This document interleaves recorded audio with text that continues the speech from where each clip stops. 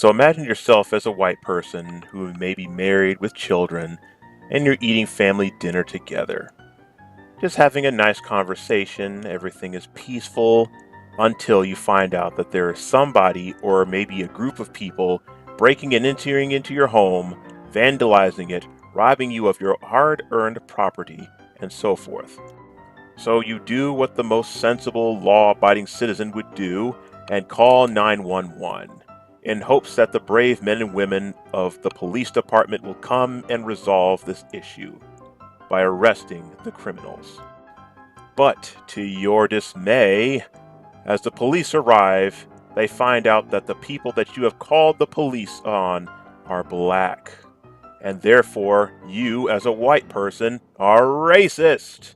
So they put you in handcuffs, drive you to the precinct, while those who are actually breaking into your house, destroying your windows, ransacking your property in search of goods that they may find valuable, continue to do so, and you watch in the back of your police car.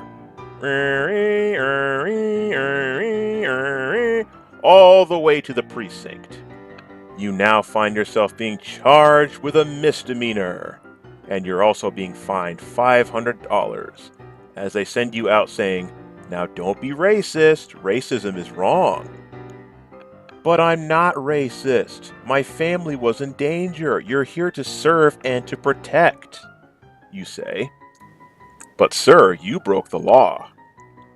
"Law? What law? Calling the police on people breaking into your house?" "No, you can't call the police on black people. That's a racially motivated crime." What? Yes, that's right. According to this article, #LivingWhileBlack, new laws could outlaw racially motivated 911 calls. What exactly does that mean? It means that anybody who is calling for a racially motivated incident through 911 could essentially be prosecuted and fined $500. And it's also a misdemeanor crime. So this is a very bad solution for an age-old problem. And let me tell you why.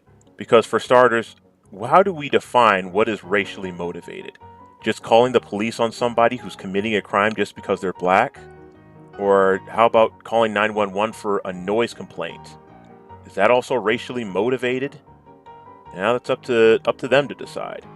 Now, as a black person, I will openly admit that they are trying to take the power out of your hands and put it in the hands of the criminals, because they're trying to use seemingly innocent incidents, such as a noise complaint or trying to use a bathroom at a place like Starbucks without buying something first, as a green light in order to get this agenda passed.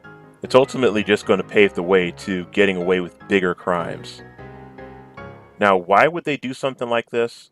Well, I can only think of two reasons off the top of my head.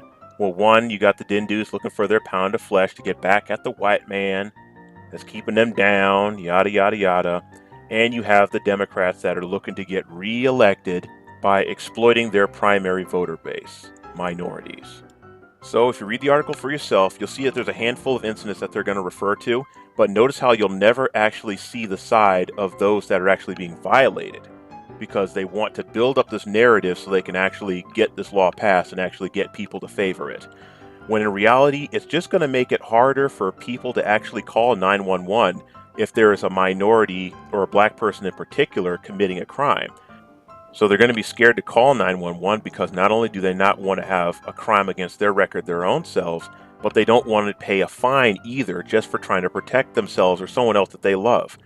So now that the definition of racism, sexism, racial profiling, oppression, and all the other buzzwords that the left likes to use, the definitions of them are starting to get so distorted beyond recognition that there's just no way to accurately tell what is what nowadays.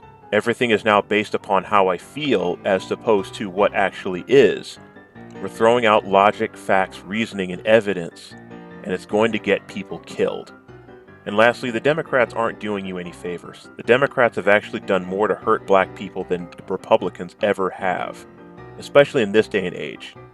They might think they're doing you a favor, but they're actually going to make racial tensions much, much worse. And nothing else really needs to be said here. So thank you for listening.